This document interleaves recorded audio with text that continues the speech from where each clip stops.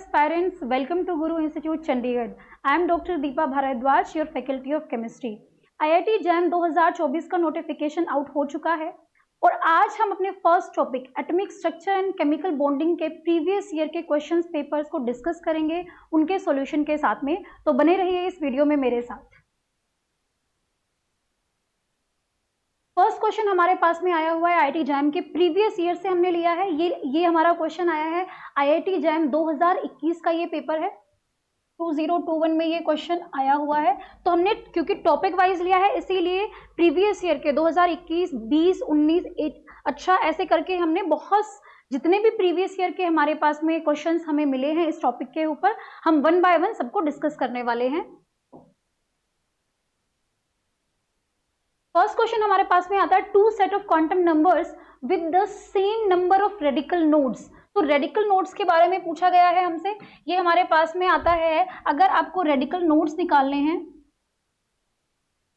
Radical nodes के लिए हमारे पास में फॉर्मूला होता है n-l-1, जहां पे मेरे पास में n क्या होगा, प्रिंसिपल क्वांटम नंबर होता है। This is principal quantum number और ये हमारे पास में L जो होता है उसको बोलते हैं एजोमेथल क्वांटम नंबर, जो कि हमें बताता है सब शेल के बारे में। मैं इसके बारे में आपको थोड़ा सा इंफॉर्मेशन देना चाहती हूँ। यहाँ पे प्रिंसिपल क्वांटम नंबर, जैसे कि अगर मैं बात करूँ 3D इलेक्ट्रॉन की, हम बात कर रहे हैं कि मेरा कोई भी एलिमेंट है वो 3D के अंदर उसके इलेक्ट्रॉन्स आते हैं, 3D2 मान लेते हैं। तो यहाँ पे जो 3 है this is n is equal to 3 which is what, principal quantum number. और यहाँ पे जो D है वो मेरा कहाँ से आता है, वो हमारा आता है एजोमेथल क्वांटम नंबर से, जो हमें सबशेल के बारे में बताता है। तो यहाँ पे मेरा कौन सा सबशेल यूज हो रहा है, D सबशेल है। और ये कैसे आता है, L की वैल्यू अगर हमारे पास में 0 आती है तो वो S सबशेल होता है, L इज इक्वल टू 1 के लिए हमारे पास में P सबशेल होता है, L इज इक्वल टू 2 के लिए हमारे पास में D सबशेल होता है, L इज इक्वल टू 3 के लिए हमारे पास में F सबशेल होता है एंड सो ऑन। तो यहाँ पे L की वैल्यू क्योंकि मेरी 2 है, 3D है, इसीलिए हमारे पास में L की वैल्यू यहाँ पे क्या आ रही है, 2 आ रही है।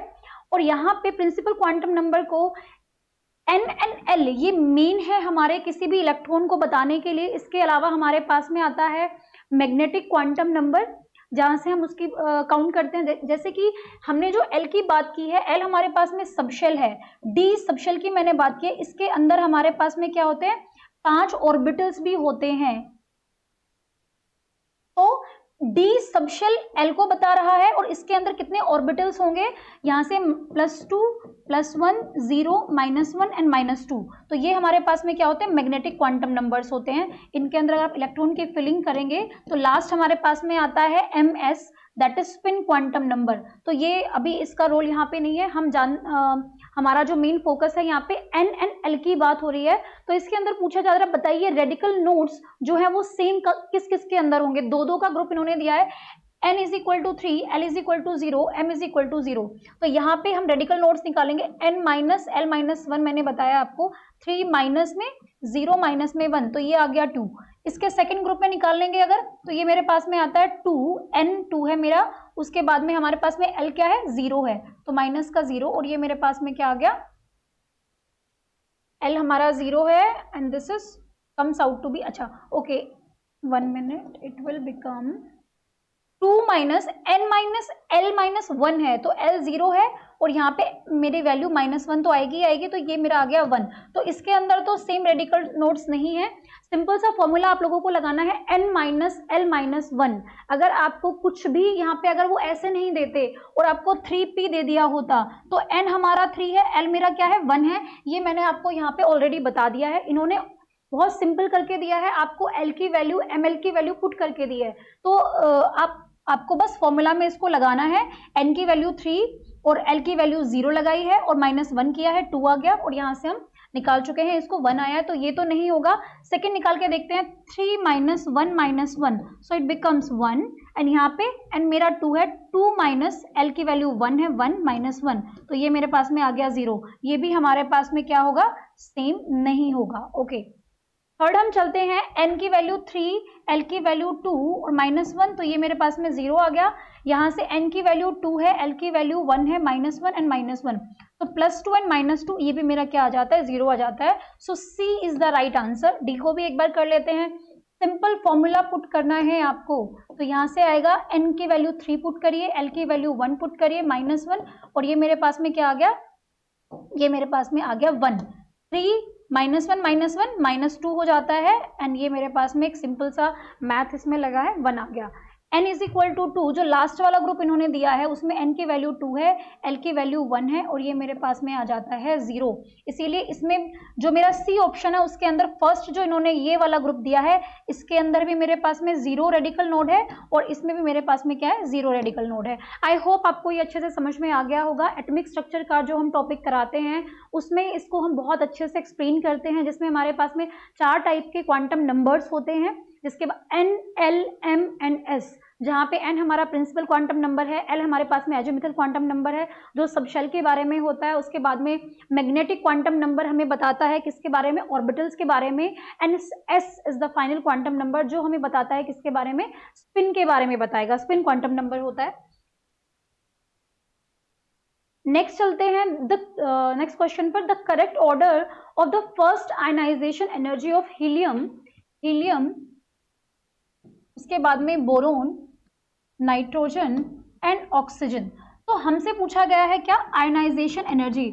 आयनाइजेशन एनर्जी जो है आईआईटी जैम के अंदर बहुत ही हॉट टॉपिक है एटॉमिक स्ट्रक्चर का, जिसके अंदर बार बार रिपीटेडली, अभी आप देखेंगे बार बार आयनाइजेशन एनर्जी पे घुमा घुमा के क्वेश्चन पूछा जाता है। अभी आपको इस टाइप से दे दिया, फिर कुछ और दे देंगे, है ना।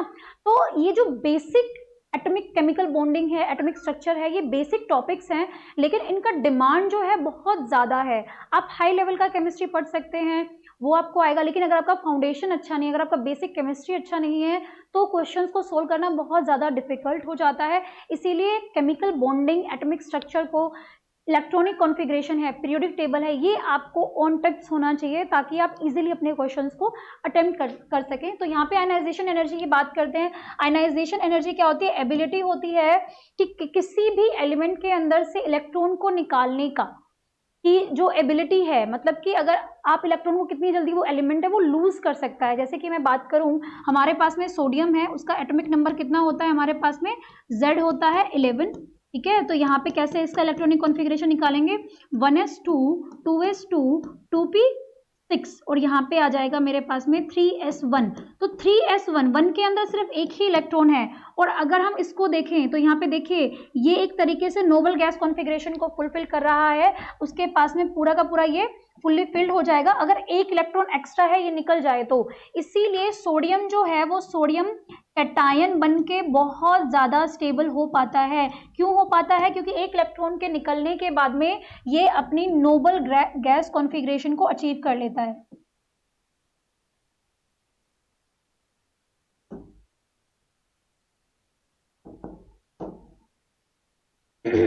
तो यहाँ से हमें क्या पता चल रहा है कि अगर कोई भी आयनाइजेशन एनर्जी की हम बात कर रहे हैं तो कितनी इजीली वो इलेक्ट्रॉन को लूज कर सकता है अपनी कैविटी में से कोई भी एलिमेंट, इसी को बोलते हैं आयनाइजेशन एनर्जी। आयनाइजेशन एनर्जी को अगर आप पढ़ते हैं तो उसमें आप देखेंगे आयनाइजेशन एनर्जी जो हमारी होती है वो जो हमारे पास में एल्कली मेटल्स होते हैं, एल्कलीन अर्थ मेटल्स होते हैं, उनकी आयनाइजेशन एनर्जी बहुत ही कम होती है। क्यों होती है, रीजन मैंने इसमें बता दिया है। सोडियम का आप देख सकते हैं एक इलेक्ट्रॉन लूज करने के बाद में, इसीलिए सोडियम जो हमारे पास में एल्कली मेटल्स हैं उनकी आयनाइजेशन एनर्जी बहुत बहुत कम होती है, क्योंकि वो बहुत इजीली अपना इलेक्ट्रॉन लूज कर सकते हैं।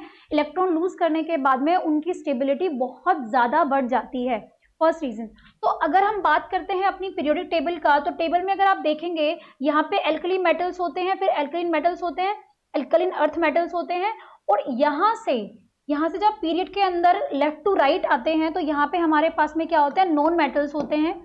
अगर हम बात करते हैं अपना साइज की बात करते हैं तो देखिए आयनाइजेशन एनर्जी साइज पे Z effective, that is effective nuclear charge पे बहुत बहुत ज़्यादा डिपेंड करती है, ठीक है। तो जब आप इधर से मतलब आप जा रहे हैं पीरियड के लेफ्ट टू राइट, अगर आप जा रहे हैं तो आप देखेंगे कि हमारे पास में जो शेल है, जो आउटर शेल है वो सेम रहता है, और क्या होता है एटॉमिक नंबर बढ़ता रहता है।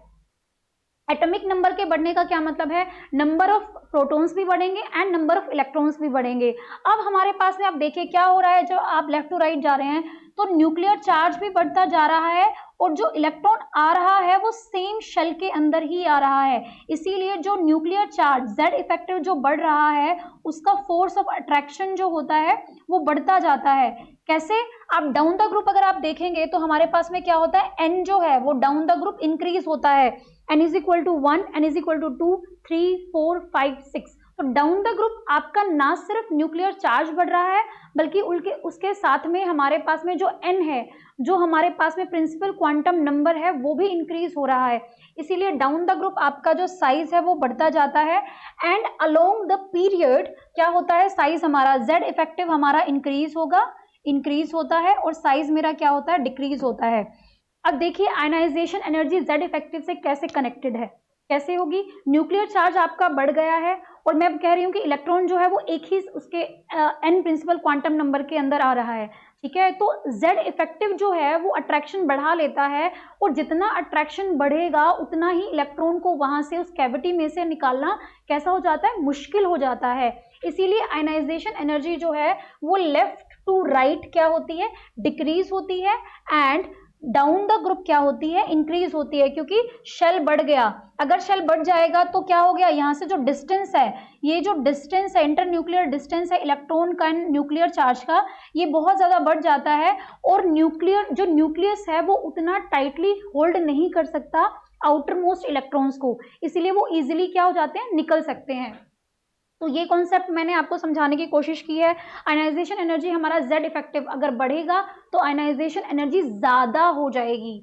आयनाइजेशन मतलब एनर्जी ज्यादा मतलब क्या होगा, एनर्जी ज्यादा निकलेगी उसमें आयनाइजेशन एनर्जी की। तो पूछ रहे हैं फर्स्ट आयनाइजेशन एनर्जी जो है वो किसके लिए ऑर्डर क्या होगा, किसकी ज्यादा होगी। तो अभी जितना ज्यादा जो स्टेबल होगा उसकी आयनाइजेशन एनर्जी उतनी ही ज्यादा होगी। अभी मैंने आपको बताया कि सोडियम जो है,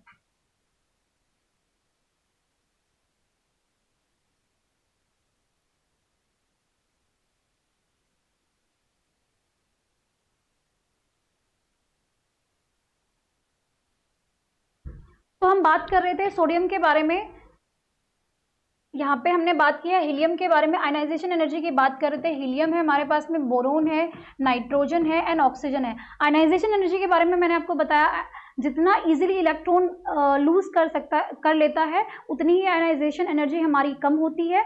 और अगर इलेक्ट्रॉन लूज नहीं हो पा रहा है इजीली, नहीं कैविटी से बाहर निकल पा रहा है, मतलब कि न्यूक्लियस ने उसको टाइटली होल्ड करके रखा हुआ है, तो आयनाइजेशन एनर्जी ज्यादा होगी। इसीलिए जो एलिमेंट जितना स्टेबल होता है उसकी आयनाइजेशन एनर्जी उतनी ही ज्यादा होती है। इसीलिए जो भी हमारे पास में नोबल गैसेस होती हैं उनकी आयनाइजेशन एनर्जी बहुत ज्यादा होती है। या फिर कोई भी एलिमेंट जो कि फुल्ली फिल्ड अपना रखता है ऑर्बिटल्स को, valence shell electrons fully filled होते हैं। थर्ड, अगर हाफ फिल्ड है तो भी क्या होगा, आयनाइजेशन एनर्जी ज्यादा हो जाएगी, because they are already stable. तो वहां से इलेक्ट्रॉन को जो स्टेबल है वो इलेक्ट्रॉन को क्यों निकालेगा, है ना। तो यहाँ से देखिए हीलियम तो मेरे पास में क्या है, 1s2 2s2 noble gas configuration है, तो इसकी आयनाइजेशन एनर्जी ज्यादा होगी। बोरोन का अगर आप देखोगे 1s2 2s2 and 2p1 5 atomic number होता है। तो यहाँ से अगर ये एक इलेक्ट्रॉन को लूज करेगा तो यहाँ से नोबल गैस कॉन्फ़िगरेशन बन जाती है। इसीलिए क्या होता है मेरे पास में यहाँ पे, सॉरी, ये हमारे पास में जो हीलियम है इसका हमारे पास में होगा 1s2, note 1s2 2s2, this is 1s2, okay. तो ये मेरे पास में नोबल गैस कॉन्फ़िगरेशन में आता है and this will become 1s2 2s2 2p1। तो यहाँ से एक इलेक्ट्रॉन लूज हो जाएगा, इसीलिए क्या होता है, इसकी आयनाइजेशन एनर्जी बहुत कम होती है। अब बात करते हैं नाइट्रोजन की, तो नाइट्रोजन हमारे पास में आता है 1s2 2s2 2p3। अब देखिए जो वैलेंस शेल इलेक्ट्रॉन्स हैं 2s2 एंड 2p3 के अंदर तीनों के तीनों इलेक्ट्रॉन्स यहाँ पे क्या, ये हाफ फिल्ड हो गया एंड दिस इज 2s2। तो यहाँ पे हाफ फिल्ड है, इसीलिए नाइट्रोजन की जो आयनाइजेशन एनर्जी है वो ज्यादा होती है किसके कंपैरिजन में, ऑक्सीजन के कंपैरिजन में। कैसे, अगर आप ऑक्सीजन को देखेंगे तो हमारे पास में ये क्या होता है 2s2 एंड 2p4, तो 1 2 3 एंड दिस इज 4, ओके। तो अब देखिए एक इलेक्ट्रॉन अगर ऑक्सीजन लूज कर लेता है तो इसके पास में हाफ हमारे पास में इसका सबशेल बन जाता है, जो कि ज्यादा स्टेबल होता है इसके कंपैरिजन में। आप खुद से भी देख सकते हैं, ये सिमेट्रिकल बन रहा है, हाफ फील्ड है, बहुत ही स्टेबल लगेगा। यहाँ पे एक इलेक्ट्रॉन एक्स्ट्रा दिख रहा है, निकल सकता है, इसीलिए ऑक्सीजन का आयनाइजेशन एनर्जी क्या होता है, कम होता है। इसीलिए इसका जो सही बनेगा ऑर्डर बनेगा, हीलियम की सबसे ज्यादा, क्योंकि नोबल गैस का है, उसके बाद में नाइट्रोजन का हाफ फील्ड है, एंड देन हमारे पास में किसका आएगा। इन दोनों के अगर हम देखते हैं तो ऑक्सीजन जो है उसकी आयनाइजेशन एनर्जी क्या होगी, ज्यादा होगी, क्योंकि साइज छोटा होता है, ऑक्सीजन इलेक्ट्रोनेगेटिव भी होगा, ठीक है, इसीलिए उसकी आयनाइजेशन इलेक्ट्रॉन अगर इलेक्ट्रोनेगेटिव है तो अपने इलेक्ट्रोनेगेटिविटी क्या है, इज ए क्वालिटेटिव प्रॉपर्टी, कि वो अपने पास में इलेक्ट्रॉन को अट्रैक्ट करता है। यहाँ पे इलेक्ट्रोनेगेटिविटी एक क्वालिटेटिव प्रॉपर्टी आती है, जिसमें कोई काउंटिंग उसका आप नहीं कर सकते हो, कोई फॉर्मूला आप नहीं निकाल सकते हो। तो यहाँ पे क्या होगा, हीलियम, नाइट्रोजन, ऑक्सीजन, और उसके लास्ट में हमारे पास में क्या आएगा, बोरोन आएगा। तो इसका ये आंसर है। देखिए, एक क्वेश्चन के अंदर आपको लगेगा कि थोड़ा सा टाइम लग रहा है समझने के लिए, बिकॉज जो भी कॉन्सेप्ट हमारे पास में क्वेश्चन के अंदर आएगा, मैं ट्राई कर रही हूँ कि उस कॉन्सेप्ट को पूरा समझाऊं, कि अगर ये वाला क्वेश्चन इस तरीके से आ सकता है तो आयनाइजेशन एनर्जी के बेसिस पे कोई भी क्वेश्चन आप अटेम्प्ट कर सको इसको करने के बाद में। तो आपको आयनाइजेशन एनर्जी का याद रखना है कि इलेक्ट्रॉन जितना इजीली लूज कर सकता है उतनी ही आयनाइजेशन एनर्जी कम होती है, ठीक है। अब आप खुद से देखिए ना, कि अगर आप किसी चीज को बहुत टाइटली पकड़ के रखते हैं और कोई आपसे छीनना चाहता है तो आपको उसको बहुत ज्यादा एनर्जी लगानी होगी। सिमिलरली अगर कोई भी इलेक्ट्रॉन को टाइटली होल्ड करके बैठा हुआ है न्यूक्लियस, तो वहां से इलेक्ट्रॉन को निकालना मुश्किल होता है, इसीलिए आयनाइजेशन एनर्जी भी क्या होगी, ज्यादा होगी। नेक्स्ट चलते हैं, विच one of the following species is not isoelectronic with N2। तो आइसोइलेक्ट्रॉनिक का मतलब क्या है, same number of electrons, very easy, same number of electrons. और देखिए, ये सारे के सारे क्वेश्चंस आपके IIT एग्जाम में आए हुए हैं, इसीलिए ऐसा नहीं है कि ये कहीं से भी प्रैक्टिस क्वेश्चंस हमने ले लिए हैं, ये आपके प्रीवियस ईयर के क्वेश्चन पेपर्स ही हैं, तो यहीं से ही ज्यादा रिपीटेडली क्वेश्चंस आने के चांसेस बनते हैं इन्हीं कॉन्सेप्ट के ऊपर। आप इनको अटेम्प्ट करेंगे तो आपका कॉन्फिडेंस भी बूस्टअप होगा इससे। N2 की अगर बात करते हैं तो आइसो इलेक्ट्रॉनिक है। आइसो इलेक्ट्रॉनिक का मतलब मेरा एटॉमिक नंबर N के अंदर 7 है और 2 N2 के अंदर 2 नाइट्रोजन एटम्स हैं, तो यहाँ पे 14 इलेक्ट्रॉन्स हमारे पास में हो गए। एक नाइट्रोजन के अंदर 7 इलेक्ट्रॉन्स होते हैं, 2 के अंदर 14 इलेक्ट्रॉन्स, वेरी इजी। अच्छा जी, Cn का काउंट करिए। आपको नेगेटिव चार्ज का मतलब क्या है, कि उसने गेन किया है, उसके पास है। नेगेटिव चार्ज को हमेशा ऐड करना है, और अगर आपके पास में पॉजिटिव चार्ज है, +1 चार्ज है, मतलब कि एक इलेक्ट्रॉन लूज हो चुका है, तो जो लूज हो गया है उसको माइनस करते हैं, वो जा चुका, और जो गेन हुआ है वो तो हमारे पास में आया है, इसीलिए हम उसको ऐड करते हैं। तो यहाँ पे क्या करना है, जो नेगेटिव चार्ज होगा, कार्बन के पास 6 होते हैं, नाइट्रोजन के पास में 7 होते हैं, और ये हो गया +1, तो हमारे पास में ये क्या बन गया, 14। ये तो है आइसो इलेक्ट्रॉनिक, ओके। सेकेंड चलते हैं NO के। इसका ये NO यहाँ पे NO+ है, इसमें थोड़ा मिस्टेक है। तो ये हमारे पास में NO+ का जो बनेगा, नाइट्रोजन के पास हमारे पास में कितने हैं, 7 हैं, ऑक्सीजन के पास में हमारे पास में 8 है, और प्लस का मतलब क्या होता है कि लूज कर चुका है, तो जो लूज कर चुका है वो हमारे पास है ही नहीं, तो उसको हमें -1 करना है, and this comes out to be 14। CO की बात करते हैं, 6 + 8, इट इज ऑल्सो 14। CS की बात करते हैं, CS 6 ये हो गया, और ऑक्सीजन के पास ऑक्सीजन सल्फर, तो ये ऑक्सीजन फैमिली से आता है, यहाँ पे कितना हो जाएगा, 8 हो जाएगा। तो हमारे पास में which one of the following is not isoelectronic with, यहाँ पे 8 and 6 14, and this will become carbon का सल्फर। 1 minute, I think yes.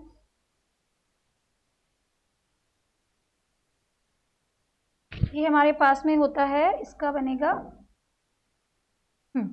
Sulphur का हमारे पास में कितना होता है, ऑक्सीजन सल्फर, तो यहाँ पे 8 होता है, सल्फर का 16 एटॉमिक नंबर होता है, तो 16 इलेक्ट्रॉन्स हैं, इनको हम काउंट करेंगे, 16 + 6 22 इलेक्ट्रॉन्स। इसीलिए देखिए यहाँ पे क्या हो गया अपना, यहाँ पे हमारे पास में ये आइसो इलेक्ट्रॉनिक नहीं होगा, सो D is the right answer. Question पूछा है कि which one is not an iso electronic, कौन सी नहीं है N2 के साथ में, तो CS जो है उसके अंदर 22 इलेक्ट्रॉन्स है, इसीलिए ये D जो है हमारा राइट आंसर होगा।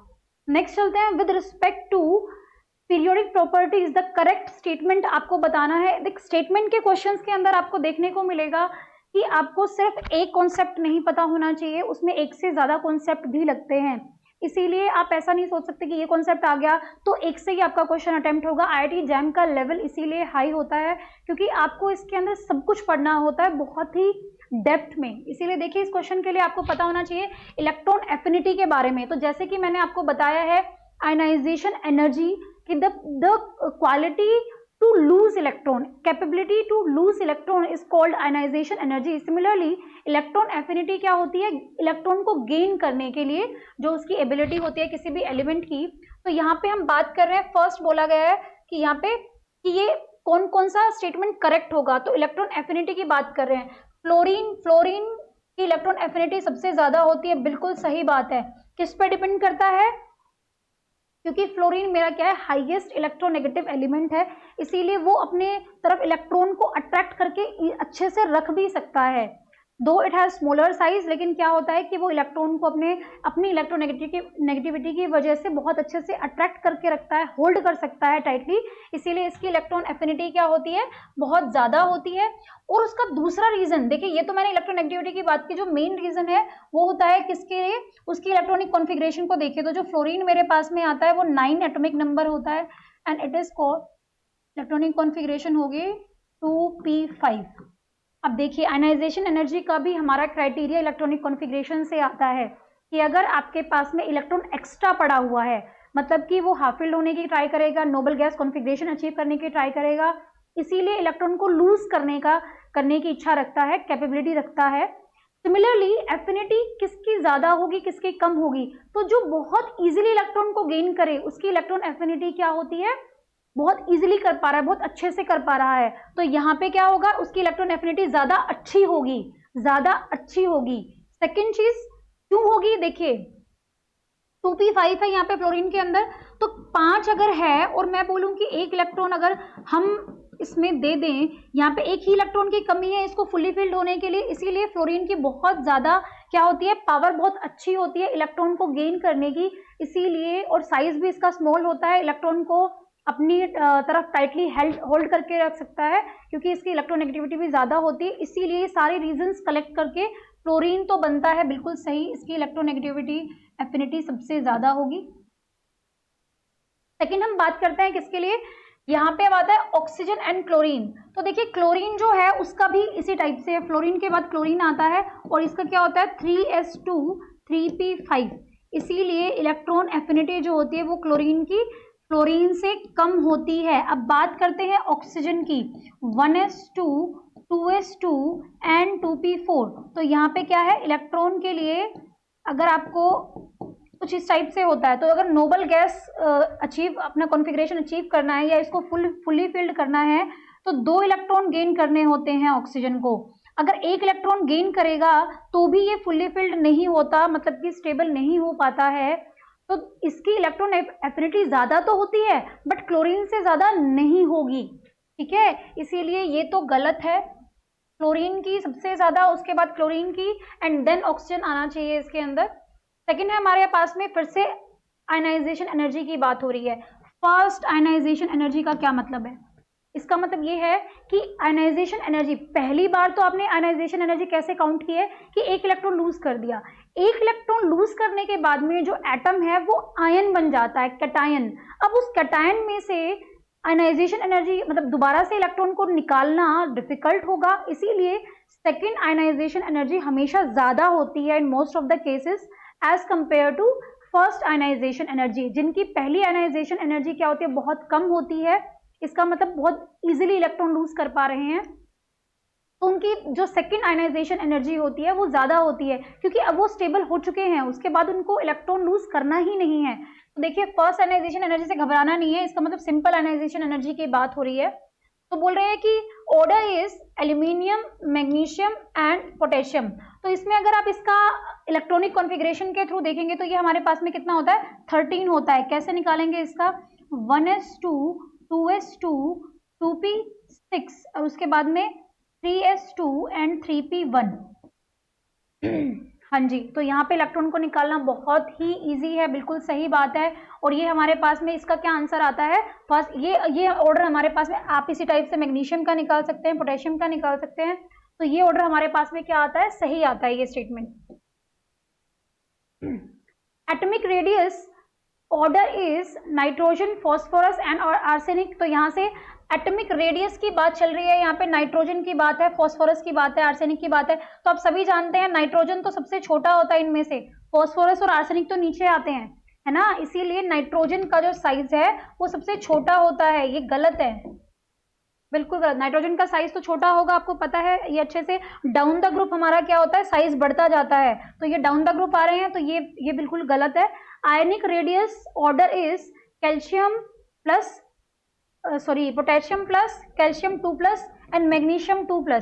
जी हाँ, देखिए इसकी बात हो रही है यहाँ पे, तो आयनिक रेडियस की अब बात हो रही है, इसके अंदर आप देखिए कैल्शियम 2+ की बात हो रही है, मैग्नीशियम 2+ की बात हो रही है। आयनिक रेडियस जैसे ही आपका कैटायन बनता है तो उस पर कैसे डिपेंड करता है, आयनिक रेडियस कम हो जाएगा, बिकॉज इलेक्ट्रॉन्स तो क्या हो गए हमारे, कम हो गए हैं, और न्यूक्लियस का जो चार्ज है वो ज्यादा है। तो यहाँ पे ये बात तो रेडियस जो है इसका ज्यादा होगा, ये बात बिल्कुल सही है। इसके अंदर कैल्शियम 2+ में और मैग्नीशियम 2+ में अगर आप देखेंगे तो हमारे पास में जो कैल्शियम 2+ है उसका साइज जो है वो बड़ा होना चाहिए, छोटा होना चाहिए एज कम्पेयर टू मैग्नीशियम 2+।